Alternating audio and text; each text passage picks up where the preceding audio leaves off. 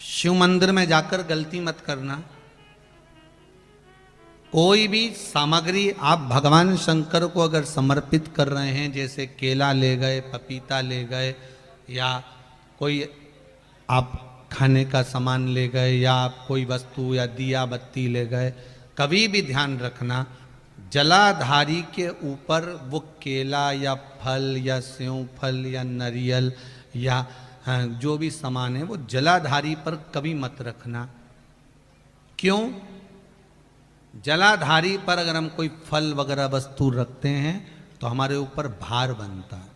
भार मतलब जैसे कोई कार्य करने के लिए जा रहे हो और वो छोटी सी थोड़ी सी शमशान की भस्म भी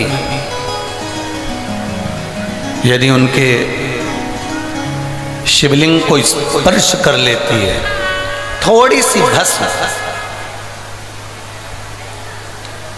मात्र थोड़ी सी भस्म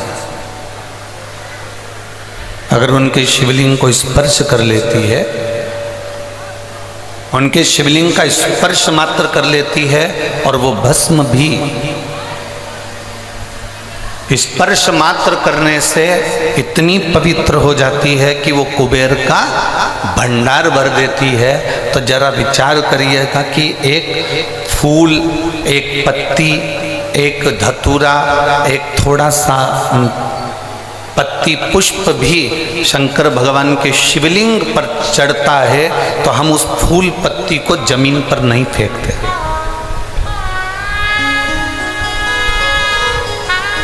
फेंकते हैं क्या? बोलो रे झारखंड वाली जी जी और झारखंड के जी जाओ, फेंकते हैं क्या? नहीं।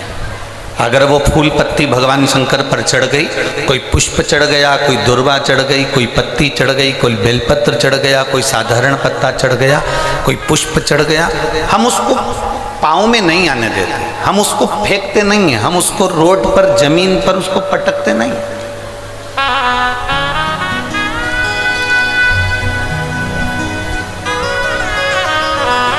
अब जरा विचार करिएगा, फूल पत्ती शिवजी के शिवलिंग का स्पर्श कर लेती है तो वो फूल पत्ती पाँव में नहीं आती, कचरे में नहीं फेंकी जाती, रोड पर नहीं फेंकी जाती, कहीं उसको पटका नहीं जाता, उसका विसर्जन किया जाता है, उसको तुलसी में डाल दिया जाता है, उसको किसी पौधे में डाल दिया जाता है, उसको जल में डाल दिया जाता है, उसको एकांत में कहीं विसर्जन कर दिया जाता है।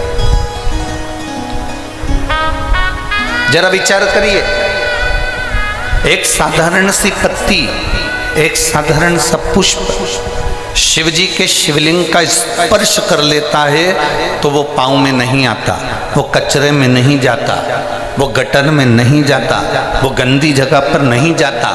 तो जरा विचार करना कि हम प्रतिदिन भगवान शंकर को एक लोटा जल चढ़ाते हैं और उसका स्पर्श करते हैं तो क्या हम नरक चले जाएंगे? हम भी तो अच्छी जगह ही जाएंगे, हम भी तो श्रेष्ठ जगह पर ही पहुंचेंगे।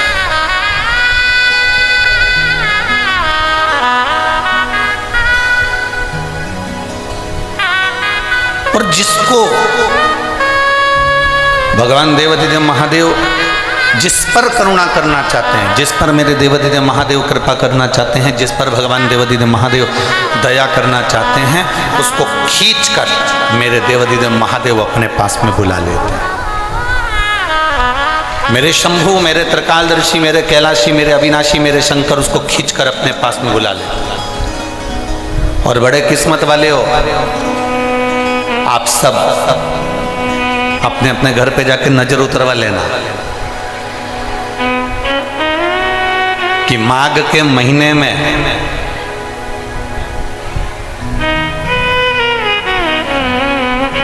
आप और हम भगवान शंकर की कथा को श्रवण कर रहे हैं तो साधारण नहीं हो, मेरे देव अधिदेव महादेव ने उसके लिए आपको चुनकर रखा, इसलिए खींचकर यहां तक बुलाया।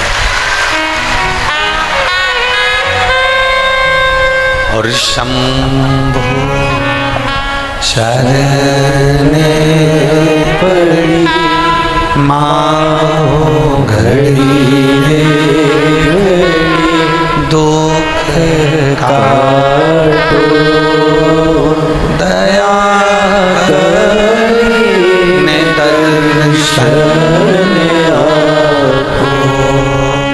शंभु मांगो घड़ी रे दुख काटो दया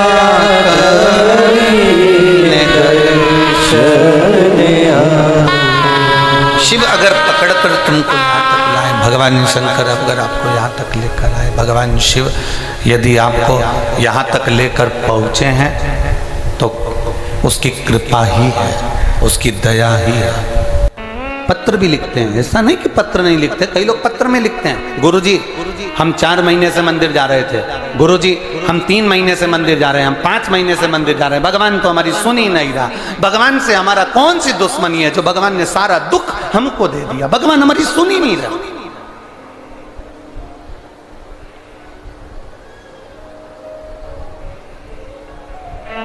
सबकी सुनता है, इतने सारे आपके पास में पत्र आते हैं, गुरुजी भगवान सबकी सुनता है तो हमारी क्यों नहीं सुन रहा? हम भी तो मंदिर जा रहे हैं, हम भी तो भगवान को जल चढ़ा रहे हैं, हम भी तो भगवान के मंदिर में झाड़ू लगा रहे हैं, हम भी तो भगवान के मंदिर में पोछा लगा रहे हैं, हम भी तो भगवान का श्रृंगार कर रहे हैं, फिर भगवान हमारी सुनता क्यों नहीं है? 2 महीना 3 महीना 4 महीना जाते हो और मन में विचार रखते हो कि भगवान ऐसा कर देना कि बस मेरा काम हो जाए। भगवान भी मन में सोचते हैं तो चिंता मत कर, तेरे यहाँ किसी की दुकान हो तो उस दुकान को एक बार देखना। एक दुकान में सेठ जी बैठा रहता है, उसको घर पर 5 लाख रुपए पहुंचाना। समझना जरा बहुत अच्छे से, सेठ जी दुकान पर ऑफिस में, और उसको 5 लाख रुपए अपने घर पर भेजना। उसके यहाँ पर 15 नौकर काम कर रहे हैं। एक नौकर 1 महीने पहले लगा, एक नौकर 3 महीने पहले लगा, एक नौकर 10 महीने पहले लगा, एक नौकर 1 साल से लगा, एक नौकर 5 साल से लगा। अब सेठ जी वो 5 लाख रुपए अपने घर भेजना है तो कौन से नौकर के हाथ में देंगे? बोलो री जी जी। जो 1 महीने काम पर आया उस पर, जो 2 महीने काम पर आया उस पर, जो 3 महीने काम पर आया उस पर, जो 4 महीने काम पर आया उस पर नहीं। सेठ जी ने पुराने को बुलाया, इधर आओ इधर आओ। हाँ सेठ जी बेटा ये बैग घर पर रख के आना, हो संभाल के ले जाना, 5 लाख रुपए सावधानी से ले जाना। जी आप चिंता मत करो सेठ जी, आप बिल्कुल चिंता मत करो। सेठ जी ने 5 लाख का बैग दिया। वो 5 लाख का बैग उस पुराने नौकर ने जो 2 साल से 3 साल से 4 साल से लगातार सेवा में लगा हुआ था, वो 5 लाख का बैग सेठ जी ने उसके हाथ में पकड़ाया कि ये तुम देकर आना। बस उसी तरह वो भोलानाथ और अपन उसके चाकर हैं, वो भी हमारे हाथ में इतनी जल्दी नहीं दे देता है, वो देगा जब आपको पूर्ण तरह से परख ले।